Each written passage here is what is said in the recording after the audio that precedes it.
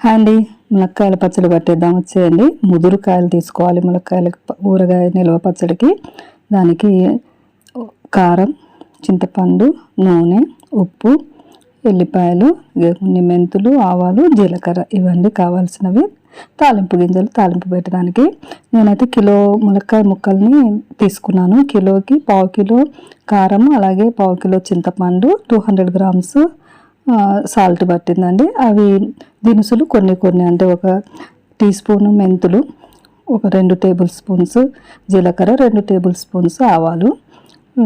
వీటిని కొంచెం దూరగా వేయించుకొని పొడి చేసి పెట్టుకోవాలి. చింతపండును వేడి నీళ్ళలో వేసి గుజ్జు తీసేసి పెట్టుకుంటే ఆ గుజ్జుని మళ్ళీ వేడి చేయొచ్చు. ఈ ఆవాలు, మెంతులు, జీలకర్రని దూరగా వేయించేసేసి పొడి పెట్టేసుకొని ఉంచుకోవాలి. వీటిని కొంచెం దూరగా వేయిస్తున్నాను. ఇవి తీసేసిన తర్వాత కడాయిలో నూనె పెట్టేసుకొని ఒకవైపు ఏమో ఈ చింతపండు గుజ్జు తీసేసి పిప్పంతా తీసేసి గుజ్జు మాత్రమే ఉంచాం కదా, దాంట్లో సగం కంటే ఎక్కువ ఉప్పు వేసేసుకోవాలి. నాకైతే 200 గ్రామ్స్ ఉప్పు పట్టింది. టేస్ట్ని బట్టి మీరు చూసుకొని కలుపుకోవచ్చు, ఎక్కువ తక్కువ అయితే.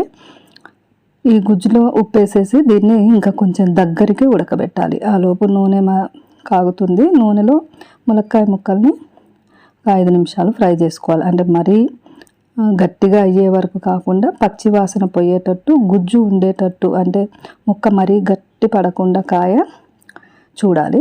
అది చూడండి, మరీ ఎక్కువ కలర్ చేంజ్ అవ్వాల్సిన అవసరం లేదు. ఆ పచ్చదనం కొంచెం పోయిన తర్వాత తీసేస్తే సరిపోతుంది. ఇంకా ఎక్కువ అయ్యే కొద్దీ ముదురు కదండి, అవి చిట్లిపోతూ ఉంటాయి, అంటే విడిపోతూ ఉంటాయి. ముక్క లోపల భాగం అంతా గింజలు బయటకు వచ్చేస్తూ ఉంటాయి. అదే వేడి నూనెలో నేను పోపు కూడా వేసేసి పెట్టేసుకున్నాను. అది చల్లబడే వరకు మనం మిగిలినవి కలుపుకునే లోపు ఆ పోపు కూడా చల్లగా అవుతుంది. చింతపండు కూడా ఇట్లా ఇంత దగ్గరగా అయ్యేటట్టు తర్వాత ఆ పొడి చేసి పెట్టుకొని ఇంకా ఈ ఫ్రై చేసి పెట్టుకున్న ముక్కలకి ఈ చింతపండు గుజ్జు పొడి,